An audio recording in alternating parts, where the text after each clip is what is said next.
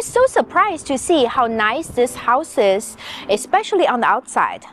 But in contrast, the backyard is a complete waste of space. The fence in the backyard makes the yard look too small, and that's the first thing that has to go. The inside is very dated, but surprisingly well maintained, which is unusual for house flips. I'm going to take you on a tour to show you every single thing that we plan on doing with it to increase its resale value by $700,000. To start from the exterior, the front lawn is not really a lawn because it's a lot of weeds and we have to replace it with fresh sod. And then the bushes are getting too big, so we plan to remove some of these very tall ones and also put in some smaller flowering plants to make the exterior more welcoming. On the home exterior, the paint is a very nice gray color. It's something that I could have chosen on a flip. So if we could find the exact paint color, we could just do some repairs without having to repaint the whole exterior. And the windows are already double pane. The shutters are looking nice. The roof still has a lot of life to it, so we can definitely keep it. We really don't have to do that much work on the exterior, which is so unusual. If you're wondering how I know that we can increase the value of this home by $700,000, that's because I plug all the numbers into my deal analyzer. If you want to borrow it, grab it in the link in the description below. The front door has this cute door knocker, but it's not really in style, so we are going to try to remove it or replace the front door altogether. The house has a nice smell to it, which is very pleasant and also unusual for fixer-uppers. And the living room is very spacious. There's no ceiling light here, so we would put a lot of recessed lights to brighten it up. I think the shutters are also blocking a lot of light. After removing the shutters, we'll have more natural light coming in. You can really tell that the previous owner has exquisite taste because this mantle is so pretty, but unfortunately it doesn't come with the sale. And we're going to try to refinish the fireplace behind to make it more modern. I think we're probably gonna frame it out to use drywall so that we can put an electric insert. We're going to give the interior a fresh coat of paint and also refinish the parquet floors. I usually don't like this parquet floor style, but because we have it in a big area, so we're going to try to keep it just by sanding and refinishing it to a lighter color.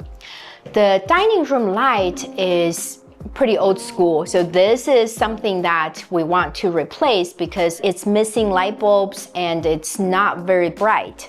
And then we get to the kitchen.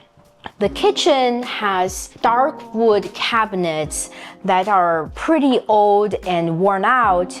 Also, the layout here is a little funky because the fridge is right in the middle and it's protruding, making the space feel tight. So we're going to gut everything here and make the kitchen this way, and then probably widen this doorway between the kitchen and the dining room so that there's better flow here. And then I really like that the family room is on this side, which is completely open to the kitchen.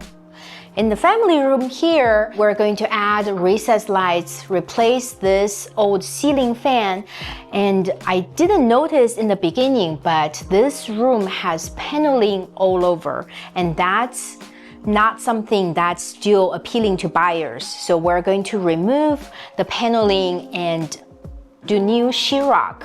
And then the fireplace is very old and has some discoloration from the burning wood.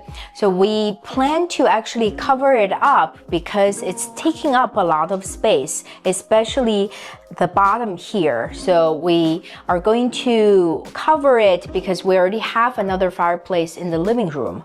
And then the flooring is different from the kitchen and from the living room, and we plan to probably unify the floors in the entire living space so that it doesn't feel so compartmentalized. And then on the other side of the house, we have some bedrooms. So we have the first bedroom over here. This is a good sized room. Right now it's used kind of as a closet, but we're going to replace the ceiling light fixture, repaint the walls, and replace the carpet because the carpet is pretty worn out and discolored, and then it's hard to clean. So most buyers nowadays don't really like carpet in bedrooms. So we probably will use the same flooring as the rest of the house, probably hardwood floors to match the existing flooring. And the closet doors are of this 6-panel. All the interior doors are 6-panel doors, and these doors are dated. So we are going to replace them with probably 2-panel or even just single-panel shaker doors. And then we go to the other bedrooms. There's another bedroom. This bedroom is very spacious, and I like that it has windows on both sides. We're going to replace the ceiling light fixture, the carpet, and also the closet door, but the scope of work is pretty simple. So we come to this guest bathroom. It's quite interesting. We have fresh flowers, which is nice. Then we have a big space for vanity, which is great because for all of this space, we can probably fit double vanity here.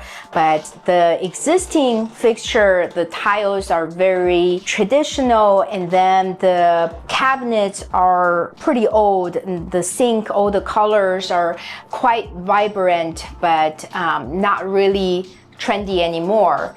The shower tiles are kind of matching the vanity tiles, and they all have to be replaced. We're going to just put in new, bigger shower tiles and make this space feel less busy and more clean and more updated. So this is a big master bedroom. I really like the size. We have a ceiling fan that makes the ceiling feel kind of low. So we usually put a flush mount light in here in all the bedrooms so that we still have good ceiling height. There's wallpaper in here. This is patterns that they put on the walls. I've never seen anything like this before, but it's going to be removed, and then we're going to freshly paint the interior. And I like that we have a small closet on this side, and then we have another closet on the other side that this is the entrance to this closet space over here, and also the master bathroom. So you notice that this whole area is kind of used as a hallway. To me, it's wasted space. We're going to probably divide it somewhere here so that this side can be the bathroom, and then the other side can be entirely the closet.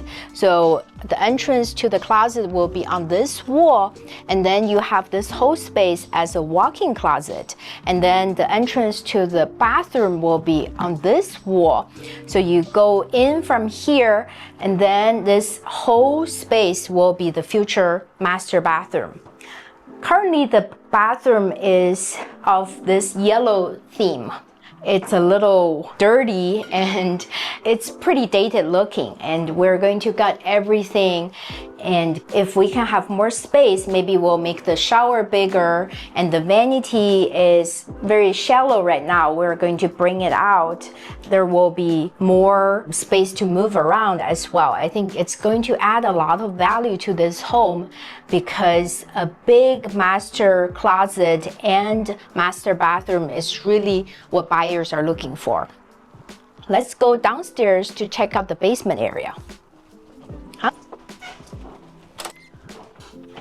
So we have some stairs off of the living room. The stairs lead us to a basement that's unfinished.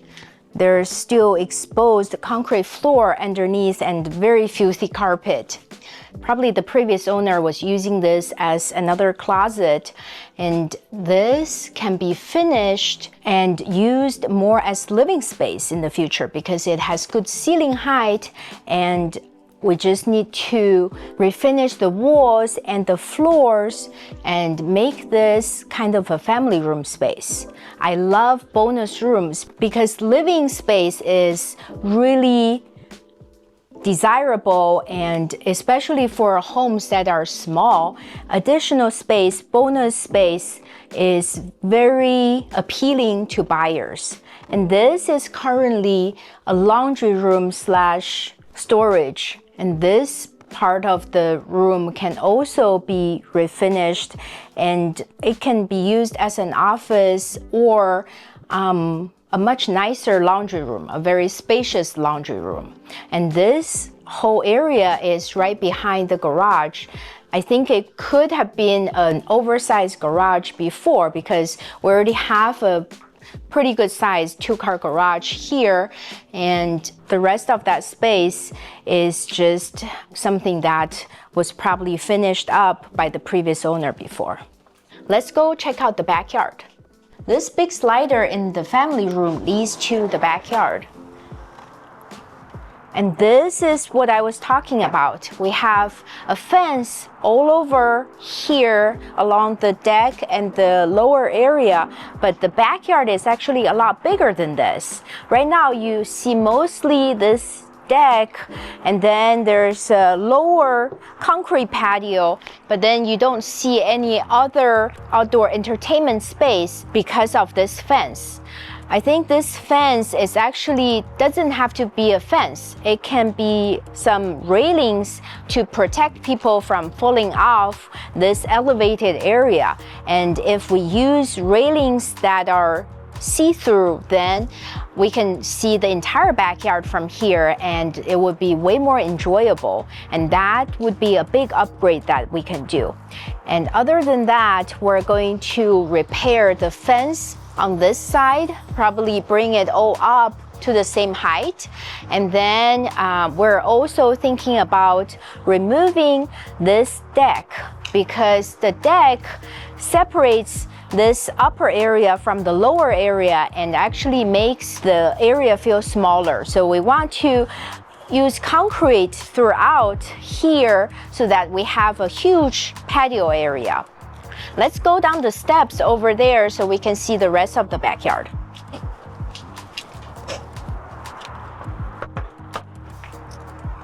So here we have more flat area, and it's currently just gravels and weeds, but we plan to level the ground here, remove the rocks and weeds, and then put in a nice lawn so that we can have more outdoor entertainment, and also flat area is really desirable, especially when a house like this is in the hills. So I bought this house for $2.1 million, and we plan to put about $250,000 into this renovation, and we hope to sell it for $2.8 million, so there is a good margin in there. And in this next video, I'm going to show you my favorite backyard renovation of all times, which is from my former home, and I'll see you there.